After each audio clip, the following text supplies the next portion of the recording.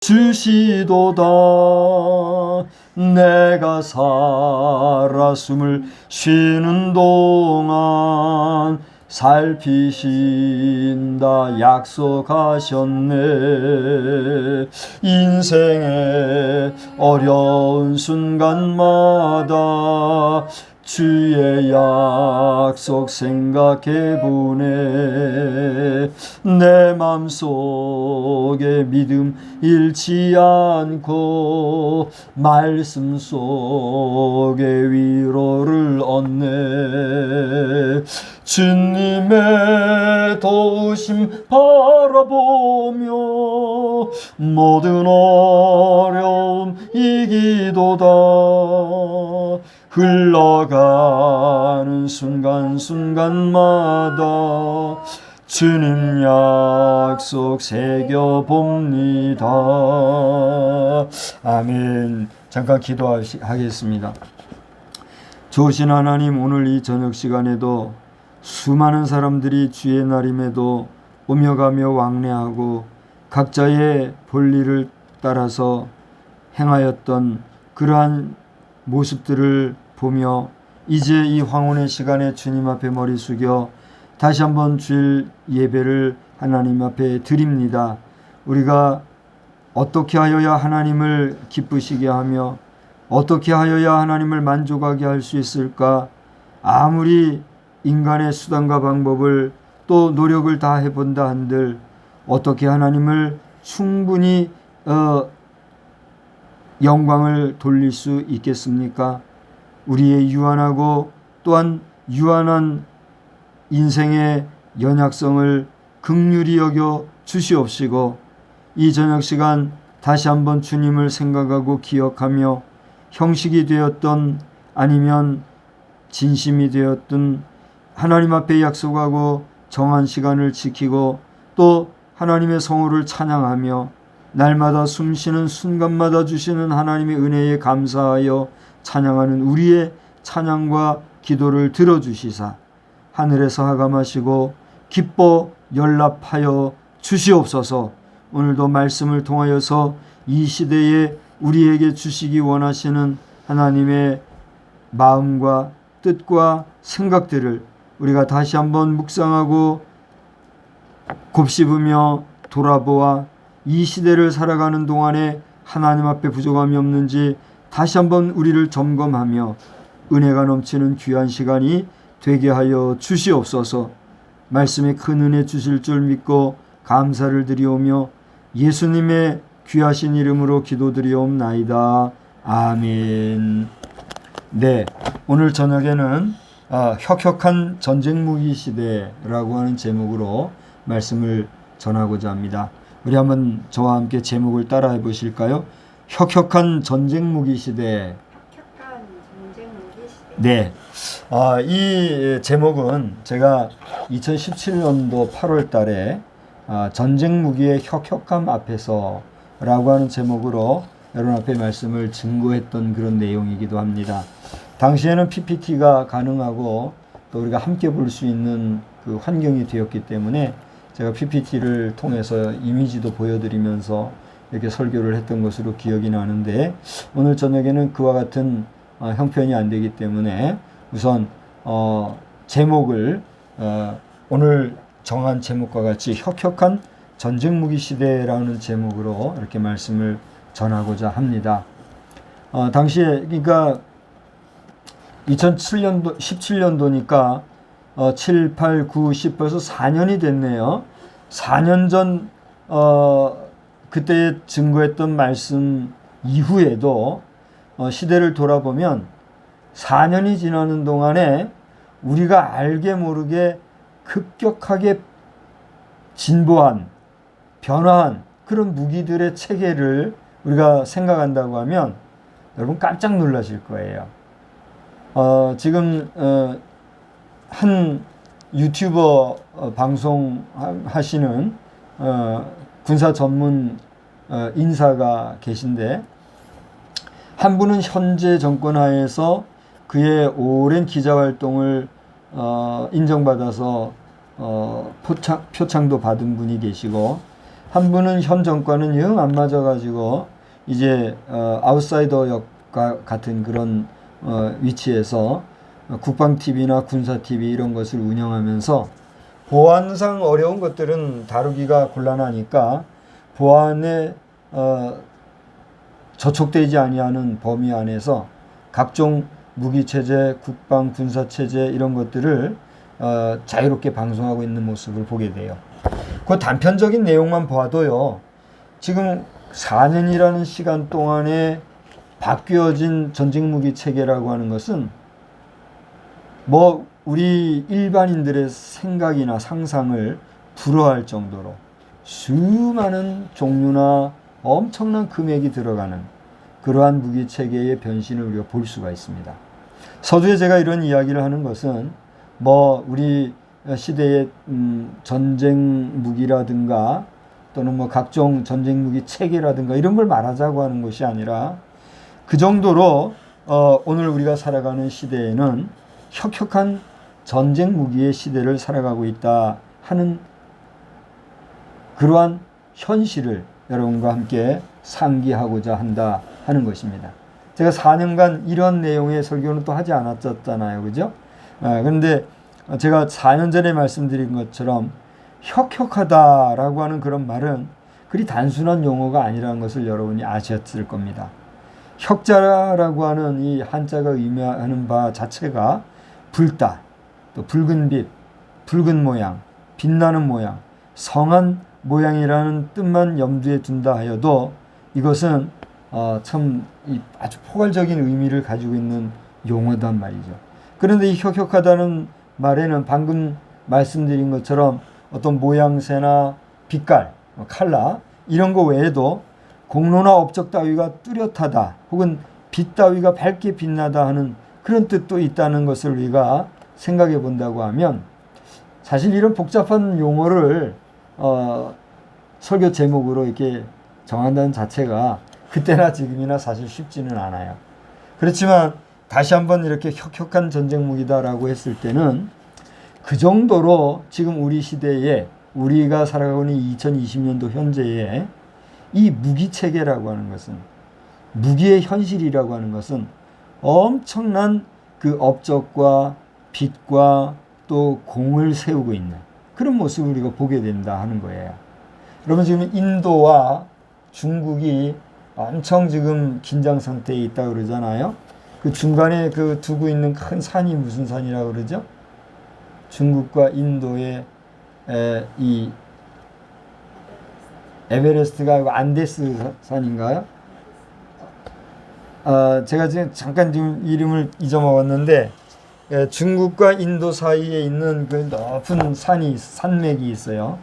산맥이라고 해야 되나 산이라고 해야 되나 그 산을 경계로 해가지고 저들이 그 확정되어지지 않은 국경이기 까닭에 겨울에는 뭐 양국이 다 뭐 거기에 어떻게 근접하기가 어려울 정도로 춥고 여름이나 잠깐 드나들고 이렇게 하는데 그때에 이 양 군인 간에 갈등이 생겨가지고 지금 그것이 지금 국가적으로 큰 문제가 되고 있다는 사실은 아마 우리 보통 사람들도 상식적으로 아는 그런 내용일 것입니다.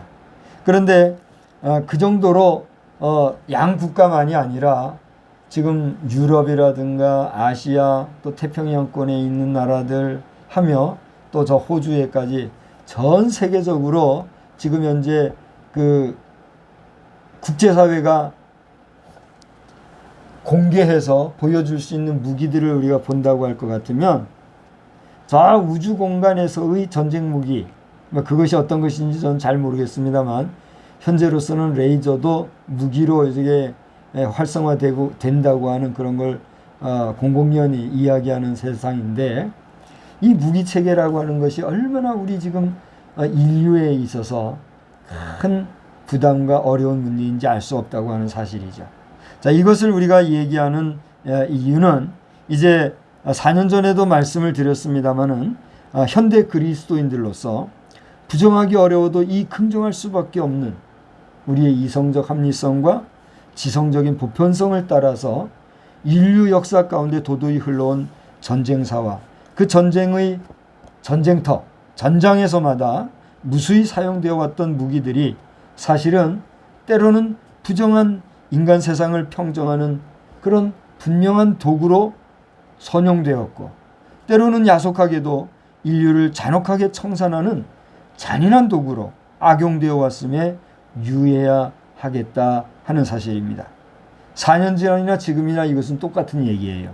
바로 그때 우리 현대 그리스도인은 이 인간 문명이 가져온 무기 체계가 얼마나 분명한 공과적인 업적의 문물이 되는가에 대한 피할 수 없는 긍정을 하게 되는 것이죠. 그마저도 의식 없는 무늬만 우리가 그리스도인이라고 하면 이 무슨 말인가 아마 어리둥절해야 할 겁니다. 그러니까 정말 우리가 그리스도인이라고 하면 지금까지 말씀드렸던 이 혁혁한 전쟁 무기의 체계 안에서 우리 그리스도인들이 이것의 공과 과, 그리고 이것이 현실적인 문제에 있어서 이러한 무기 체계를 어떻게 수용하고 또는 거절하며 어떻게 이것을 사용하고 어떻게 이것을 폐기할 것인가, 여기에 대해서 진지하게 생각할 수 있어야 되고 적극적으로 참여할 수도 있어야 된다라고 하는 것이죠.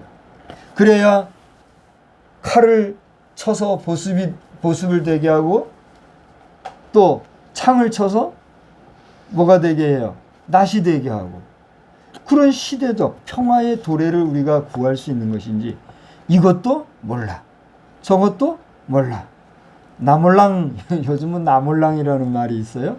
젊은 청년들 사이에선 나 몰라 그걸 갖다가 우스꽝스럽게 표현하고 나몰랑 그런다고 한다는데, 나몰랑 그런 그리스도인이 되고 무책임하게 우리가 나아간다고 하면 여기에서 발발할 수 있는 잘못되어진 실상에 대해서 누가 책임질 수가 있겠습니까? 하나님의 섭리하심은 정말 우리 인간의 지혜와 지식을 넘어서는 섭리의 주관자로서의 섭리라고 하는 사실을 여러분 믿으시고, 모든 우주 만물뿐만이 아니라 우리 인생의 생사화복까지도 섭리하시고 주관하시는 그 하나님의 섭리하심에 대하여 우리 그리스도인들이 예민하고 또 관심 있게 여기에 대해서 우리가 신경을 쓰고 또 하나님 앞에 지혜를 구하는 그런 우리 모두가 되어야 될 줄로 믿습니다. 오늘 본문의 내용은 여러분 우리 함께 읽었습니다만 다윗의 시라고 표제에 그렇게 기록되어 있죠. 땅과 거기에 충만한 것과 세계 그 가운데 사는 자들은 다 여호와의 것이로다. 1절에 그렇게 기록되어 있는데, 여호와 하나님에 대하여 찬양하고 그리고 그 하나님을 근거로 해서 세워진 모든 우리 세상을 2절에서 보면 이제 상기시키면서 3절에 보니까 그 여호와의 산에 오를 자 누구며 그 거룩한 곳에 설 자가 누구인가 묻고 있는 것을 보게 되죠. 그러면서 4절에 보니까 그곳에 설 수 있는 자들의 자격을 이야기하고 있고, 그리고 그러한 사람들은 5절에 보니까 여호와께 복을 받고 구원의 하나님께 의를 얻을 것이라고 하는 그런 확증적인 메시지를 선포하고 있는 모습을 보게 됩니다. 그러면서 오늘 우리가 그 본문으로 삼은 7절에서부터 10절까지를 보면, 문들아 너희 머리를 들지어다, 영원한 문들아 들릴지어다, 그렇게 얘기하고 있어요. 여기서 문들아 너희 머리를 들지어다 라고 하는 의미가 뭐예요? 한번 생각을 해보세요. 여기 이제 문이 여기도 있고 저기도 있고 뭐 여러 군데 문이 있잖아요. 이제 제가 다윗이라고 합시다. 제가 문들을 향해서 외칩니다. 뭐라고 외쳤죠? 문들아 너희 머리를 들지어다. 그러면 이 문들이 갑자기 이렇게 뻑 이렇게 있다가 고개를 바짝 쳐들고 그렇게 한다는 얘기인가요? 무슨 의미일까요? 문들아 머리를 들지어다라는 이 의미는 하나의 그 비유적인 얘기인데, 문에는 이제 다윗의 신분이 뭡니까? 왕이잖아요. 왕이 있으면 왕이 있는 뭐 집무실이 되었든 침실이 되었든 왕이 거하는 그곳에 가기 위해서는 외부에 있지 아니하는 한 실내에 거할 거 아닙니까? 실내에 있다라고 하면 그 실내에는 사방이 꼭꼭 막힌 그런 공간일까요? 아니면 그 실내에 들어갈 수 있는 문이 있는 공간일까요? 문이 있는 공간이 아니겠습니까? 그런데 뭐 지금도 뭐 그런 데가 있는 줄 압니다만은 하다못해 우리 뭐 대기업의 사장이나 회장, 예? 이런 곳에만 가려고 해도 거기에 들어가려면 그냥 지나가는 사람이 남 모르게 왔다가 지나가다가 뚝뚝 그러면 누구세요? 그러면 쑥 들어가고 그럽니까? 아니잖아요. 거기 들어가려면 거치는 게 하나 있어요. 어디를 거칠까요? 여러분이 한번 얘기해 보세요. 뭐 쉽게 얘기합시다. 멀리 갈 것도 없고 우리가 지금 군 단위에 사니까 군의 관청을 뭐라 그러죠? 군청을 주관하는 제일 수장을 뭐라 그래요? 군수라 그러잖아요. 군수님의 방에 들어가려면 지나가다 말고 아무 때나 가서 뚝뚝뚝 그러면 쑥 들어갈 수 있어요? 안 되잖아요. 어떻게 해야 돼요? 거기 뭘 거쳐야 돼요? 비서실을 거쳐야 되잖아요. 그러니까 우리 지방의 이 군 단위의 군수실을 한번 들어가려고 해도 이 비서실을 거치든가 미리 약속을 해놓고 이렇게 들어가야 되는데 왕이 있는 곳에 들어가려고 그러면은 아무나 그냥 문을 열고 들어갈 수 있어요? 없어요? 없잖아요. 그러면은 그 문을 여닫을 때는 그 문을 누가 여닫을까요? 그렇죠. 그 문을 지키는 신하들이나 뭐 문지기들이 있을 거 아닙니까? 그 문을 파수하는 자들이 문을 열고 닫고 해주는 거예요. 마찬가지 그것을 여러분이 염두에 둔다고 하면 여기서 문들아 너희 머리를 들지어다라고 할 때 이 문이라고 하는 의미는 말 그대로 의태어로서의 문을 의미하는 명명하는 그런 말이 아니라 이 문을 호위하고 지키는 누구를 얘기하는 거예요? 사람을 얘기하는 거예요. 문을 관리하고 문을 지키고 또 왕이 드나드는 이 모든 것을 파수하는 책임을 지고 있는 사람, 그 사람을 하나의 의태어로 표현해서 하나 의인화한 거란 말이죠. 그러므로 문들아 너희 머리를 들지어다 라고 하는 말의 의미는 뭐예요?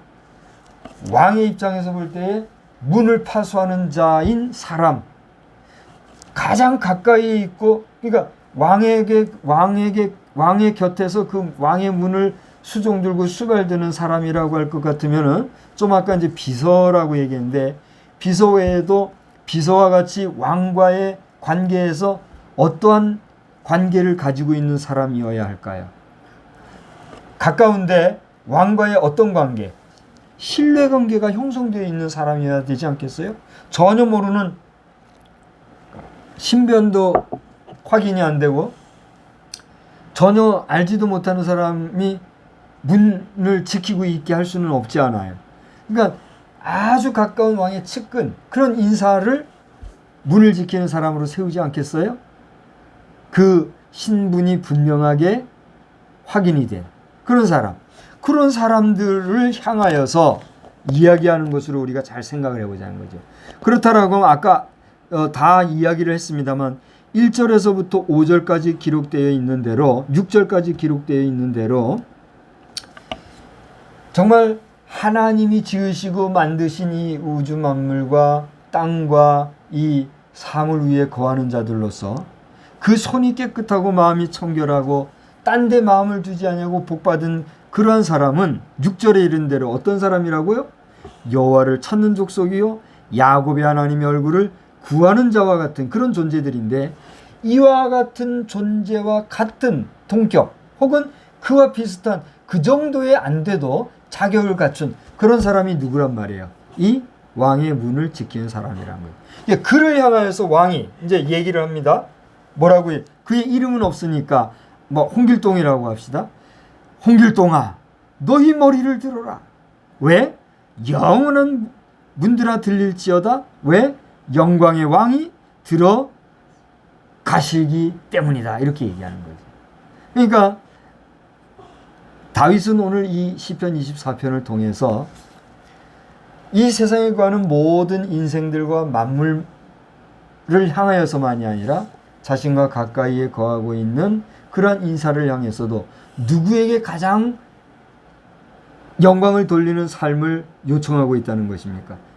여호와 하나님께 영광을 돌리기를 요청하고 있다는 사실입니다. 그 다음에 8절을 보니까 그렇다고 하면 그 영광의 왕은 누구시냐 말이에요. 그 영광의 왕이 누구냐? 어떻다고요? 강하고 능한 여호와시요 전쟁에 능한 여호와시로다 이렇게 얘기하고 있습니다. 결론은 뭐예요? 우리가 영광을 돌리고 영광을 돌릴 가장 강하고 능하신 분은 누구란 말이에요? 여호와 하나님이라는 사실을 지금 시편 기자는 이야기하고 있다고 하는 사실입니다. 예, 오늘 말씀은 많은 분들이 익히 들어보신 말씀일 거예요. 그래서 다윗의 용사로서의 고백이 듬뿍 배어 있는 그런 고백적인 찬양시입니다.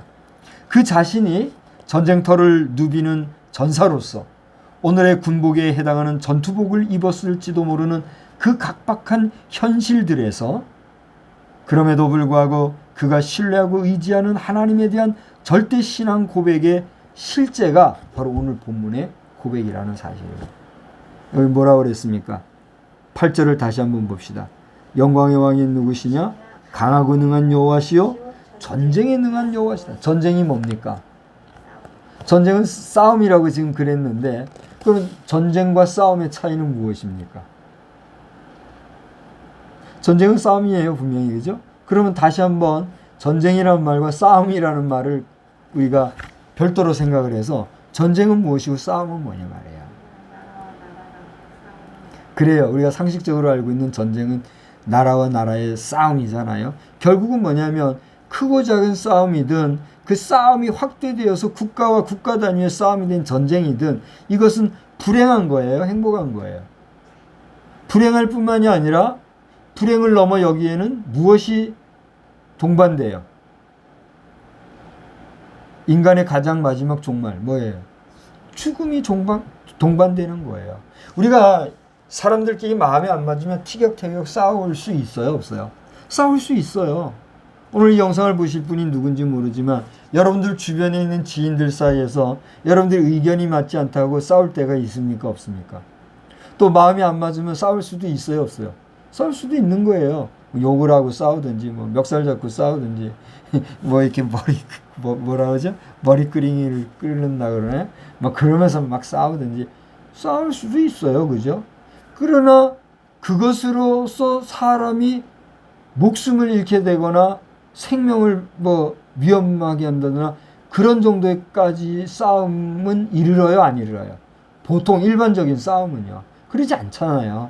그냥 자신의 화난 것을 표현하는 표출로서 서로가 부딪히다 보니까 싸움이라는 그 형식으로 나타나서 서로가 그 불만을 표현하고 또 뭐 어쩌다 보면 또 그 싸움으로 말미암아 더 정이 들 수도 있고 왜 뭐 사람은 싸우면서 정들다 이런 말도 하잖아요. 근데 전쟁은 어떻습니까? 이런 개인과 개인 간의 싸움이 확대되면 뭐 조직폭력의 싸움도 되고 그러다 보면 이것이 국가 단위의 싸움이 되는데 그래서 이 국가 대 국가 여러분 말대로 그 국가 대 국가의 싸움이 전쟁이 되면 그 전쟁은 반드시 뭐가 동반이 된다는 얘기예요. 죽음이 동반되는 거예요. 왜? 국가가 국가의 싸움에는 뭐가 들어가요? 무기가 들어가니까. 무기는 뭐 한다고 만드는 거예요? 살상용이거든요. 죽이자고 만든 게 무기 아닙니까? 그러니까 무기를 휘두르면 당연히 뭐가 생겨요? 죽음, 피 흘림이 생기는 거거든요. 그런데 서두에 말씀드린 것처럼 오늘날 우리가 살아가는 시대는 어떤 시대예요? 혁혁한 무기의 시대라는 거예요. 그래서 사실 제가 4년 전에는 여러분 앞에 그 PPT 이미지를 통해서 여러 그 무기들을 제가 보여준 것을 여러분 기억할 겁니다. 중세시대 무기라든가 근대 무기 또 현대 무기 등과 같이 여러 가지 무기들을 여러분께 보여드렸죠. 그러면서 미래 무기로 마이크로웨이브라든가 초음속 순항 미사일 또는 미국의 DARPA 극초음속 이런 그 HTV2 개념도라든가 또 뭐 지금은 뭐 너무나 잘 알게 되는 공군 B-52 폭격기 이런 것들 또 거기에 장착되는 극초음 비행체 X-51A라고 하는 웨이브라이더 뭐 이런 거, 더군다나 고출력, 저출력 레이저 무기 이런 거. 그래서 레이저 뭐 종류도 또 여러 가지더만요. 이런 무기 체계들을 제가 4년 전에 소개해 드렸잖아요. 근데 지금은 그것이 어떻게 됐다는 얘기예요. 4년이 지나면서 보다 더 구체화되고 이제는 실전 무기화되고 실전 배치되고, 중국이 아니라 어디죠? 북한에서도 뭐 지금 지대공 미사일 SLBM인가요? 그거 그런 거라. SLBM은 참 저기 순항 미사일이든가요? 하여튼 지대공 미사일이라든가 뭐 순항 미사일이라든가 잠수함에서 쏘는 거, 이런 거에다가 장착하는 뭐 핵탄두라든가 생화학 무기 체계 이런 걸 믿고 정말 우리나라와의 그 비대칭 전력이라고 그러죠. 비대칭 전력 하에서의 우위를 점했다 해가지고 그거 하나 믿고 지금 남북이 엄청난 지금 대치를 하고 있는 이런 형편인데, 자, 여러분, 이 6월 마지막 주일 저녁을 보내시는 여러분은 우리가 살아가는 이 정말 혁혁할 정도로 수많은 전쟁 무기 체계 안에서 우리가 이 시대를 어떻게 보아야 하고 또 어떻게 대하여야 하고 또 이것을 놓고 하나님 앞에 우리는 무엇이라고 기도해야 되겠는가? 저는 여러분 앞에 어떻게 기도하십시오, 무엇라고 기도하십시오, 어떻게 제언하거나 제안할 수 있는 그런 지혜가 없어요. 또 제가 그렇게 제안한다고 하더라도 그것이 일개 목사가 그것을 여러분한테 요청한다 해서 그게 되겠습니까? 이것은 국방의 문제이고 군사의 문제이기 까닭에 그 분야의 전문가들이 이것을 다루어야 될 것이고, 우리는 그들에게 지혜를 주셔서 그들이 이 어려운 상황 속에서 반드시 이기고 이길 수 있는 그런 승리의 시간들을 허락해 주시고 없어서, 기도할 밖에 다른 게 없어요. 그러니 저는 목사기 때문에 그렇게 기도한다 치더라도 여러분은 어떻습니까? 평신도로서 목사가 기도하니까 됐어, 나는 안 해도 돼, 그렇게 할 수 있어요, 없어요? 없잖아요. 우리가 더불어서 어떻게 해야 돼요? 함께 기도해야 될 것입니다. 무엇라고 기도해야 될지는 저도 모르겠어요. 로마서 8장 4절 5절부터 쭉 읽어가시면 7절 그 부분에 보면, 우리가 마땅히 빌 바를 알지 못하나 성령, 누가 우리에게 기도할 바를 알려주신다 그랬어요?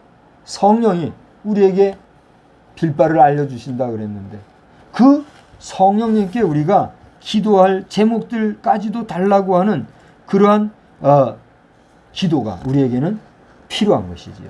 그런 면에서 이제 오늘은 저녁에 제가 현대 무기 체계에 대한 어떤 이미지를 여러분에게 보여드려서 함께 한다거나 그런 내용의 시간은 못 갖는다 할지라도, 오늘 우리가 정말 대단한 가공할 체계로서의 무기가 현실화되어져 있는 이러한 시대 속에서 정말 하나님의 은혜로 말미암아 피 흘림이 없이 우리 특별히 남한과 북한이 하나가 되는 평화 통일이 이루어지는 것은 물론 전 세계가 피 흘림이 없이 이렇게 발달 무기 체계가 다 다른 좋은 물질로 바뀌어져 가지고 우리가 정말 평화롭게 살아가는 그런 세상이 올 수 있도록 기도하는 그 우리 모두가 될 수 있기를 주님의 이름으로 간절히 축원합니다. 한번 생각을 해 보십시오. 잠수함 뭐 전쟁 무기로 만든 게 잠수함 아니에요? 그래서 거기에다가 뭐 순항 미사일을 쏜다는 등 토마호크를 쏜다는 등 뭐 그게 그건지 모르겠는데 그런데 그런 모든 잠수함을 다 없애가지고 그걸 잠수함을 타고 수학여행을 간다든가 잠수함을 타고 어디 외국 여행을 간다든가 그런 식으로 우리가 한다고 하면 좋겠어요, 안 좋겠어요? 그런 시대를 만들 수 있는, 그 만들어가는 것은 누가 할 수 있는 거예요? 우리 인류 자신의 몫이라는 것이죠. 그러니까 고대나 중세나 근대나 현재나 계속해서 무기는 있었어요, 없었어요? 있었고 있으며 앞으로도 나올 것이로되, 그것이 아무리 무기로 만들어졌다 할지라도 무기로 만들어진 그것으로 끝나버리고 그것으로 사람이 살상되어지는 일은 없지. 그것으로 시간이 이제 모든 무기들은요 아무리 최첨단으로 만들었어도 시간이 지나면 어떻게 돼요? 고철이 되는 거 아니겠어요? 그러니까 자연이 도태되어서 전쟁용으로 만든 무기라 할지라도 시간이 지날수록 하나의 골동품이 되고 우리 인간이 지나간 추억의 기념물이 되고 나아가 그것을 이용해서 오히려 인간에게 유익한 유의의 도구가 될 수 있도록 만들어가는 세상. 그런 세상이 우리에게 온다고 하면 이 지구가 뭐가 될까요? 천국이 되지 않겠어요? 한번 생각을 해보세요. 잠수함 얘기를 해서 그렇습니다만 지금 이제 앞으로 우리나라에도 2025년도에 이제 예상이 그래요. 예상이 이 일간지에 지금 보도된 기사를 근거로 해서 말씀을 드린다면 앞으로 2025년도에는 우리나라에도 이 드론 택시가 실제 상용화될 수도 있다는 얘기죠. 저는 그걸 긍정하고 있습니다. 이제 어느 정도로 또 어느 대상이 그것을 이용해야 될지는 모르겠으나 앞으로 된다는 거예요. 흔히 생각을 해보세요. 사실은 이 드론이라는 것도 군사 문화에서 나온 거 아닙니까? 군사에서 정찰 위성을 위해서 만드는 게 이 드론이거든요. 근데 이것이 발달해서 이제는 일반의 개인 택시로 상용화되고 한다니 얼마나 지금 당장 우리 동네에만 해도 지금 드론을 이용해 가지고 농약을 뿌리는 거를 하려고 양성화하고 또 실제 뿌리는 것을 광고도 하고 막 지금 그러고 있지 않습니까? 얼마나 좋습니까? 이런 우리들의 세상을 여러분 돌아보면서 정말 우리가 함께 기도해야 될 것은 혁혁한 전쟁 무기 시대를 우리가 비록 살아간다 할지라도 이런 시대에도 더욱더 우리가 영광의 왕이신 여호와 하나님을 기억하고 또 문을 담당하고 있는 문지기들 또 문을 담당하고 있을 정도로 왕과 가까운 그런 사람이라 할지라도 머리를 들어서 누구를 바라보라? 여호와를 바라보라. 여호와를 찬양하라. 여호와를 기억하라. 여호와를 경외하는 삶을 살라 하는 것이 다윗 왕이 오늘 이 24편을 통해서 주는 당대의 메시지일 뿐만이 아니라 하나님께서 다윗의 글을 통해서 오늘날 누구에게 주셔요? 우리에게 주시는 메시지라는 사실이에요. 그러므로 어느 나라에 누가 되었든 또 저 북한에 누가 되었든 우리나라에 누가 되었든 간에 정말 우리는 평화를 추구하고 평화를 생각하고 평화로 나아갈 뿐만이 아니라 만약에 이것을 저해하고 이것을 싫어하고 기어이 완력으로 자신들의 무기의 힘으로 어떻게 해보려고 하려는 자들에 대해서는 우리가 어떻게 해야 될까요? 한번 잘 생각해 보세요. 그런 자들은 우리가 어떻게 하면 좋겠어요? 전멸시켜야 되겠어요?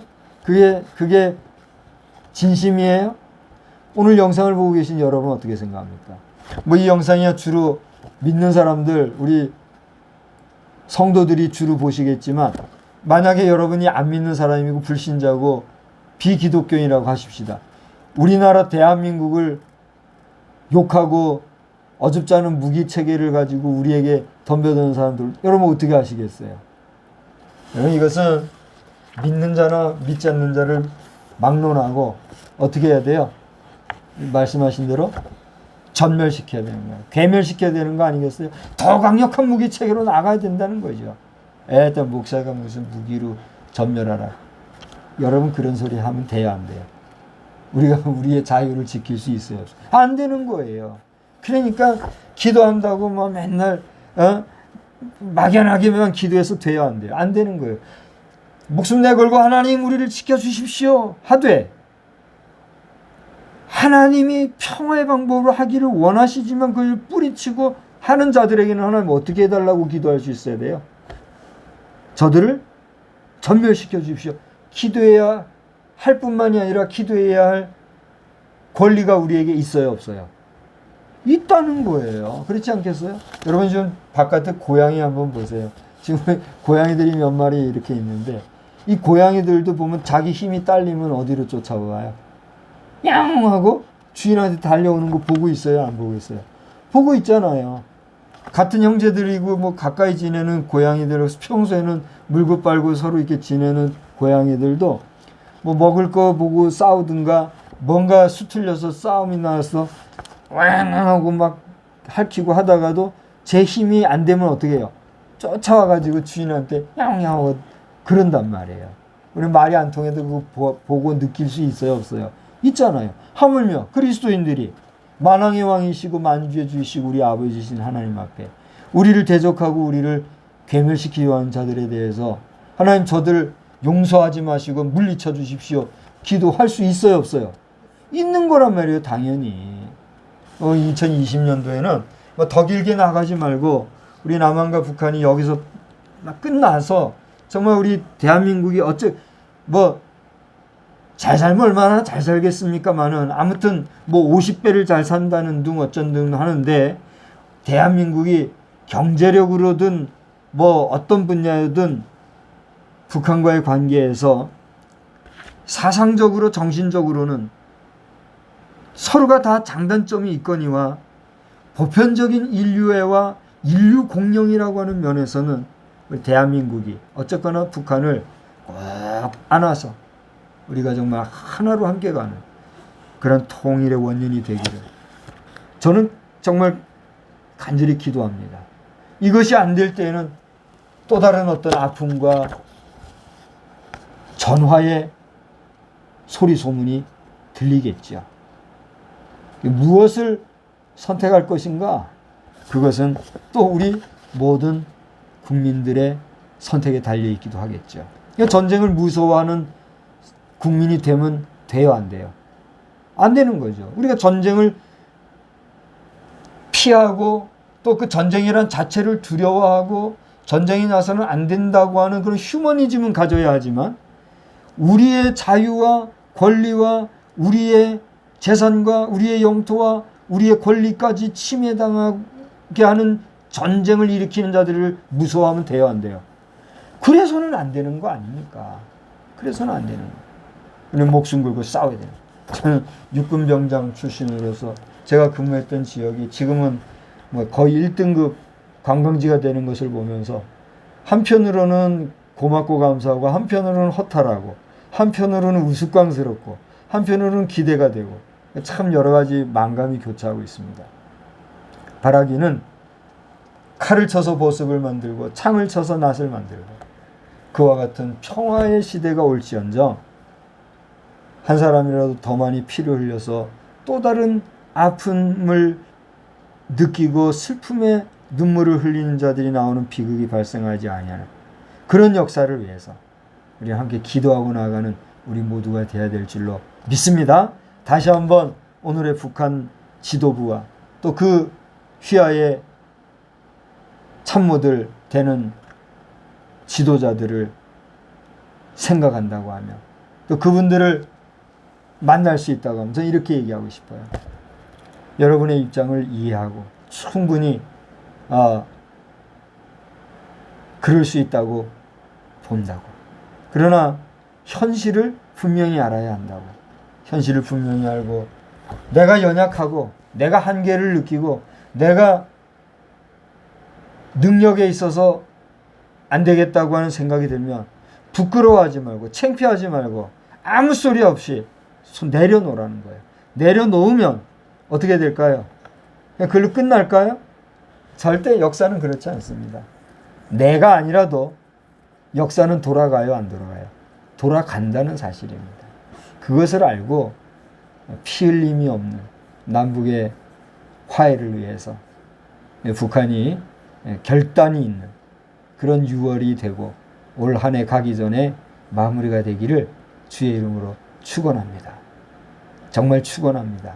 그것이 목사로서 오늘 우리 시대의 북한과 또 우리 대한민국을 향해서 제가 하고 싶은 얘기고 이것을 위해서 우리 성도들이 우리 모두 함께 기도해야 될 줄로 믿습니다. 중구난방 오늘 제가 여러분과 함께 요한계시록 8장 이후를 다뤄야 되는데 제가 지혜가 안 생겨요. 이것도 제가 뭐 억지로 그냥 남의 주석이나 보고 뭐 남의 설교나 보고 해서 내가 할 수도 있어요. 대충 할 수도 있다고요. 그런데 그거는 아니잖아요. 하나님께서 오늘 이 시대에 부족하지만 저에게 주시는 그런 확실한 깨달음과 분명한 믿음, 이게 있어야 내가 여러분 앞에 하거든요. 근데 그게 지금 안 돼요.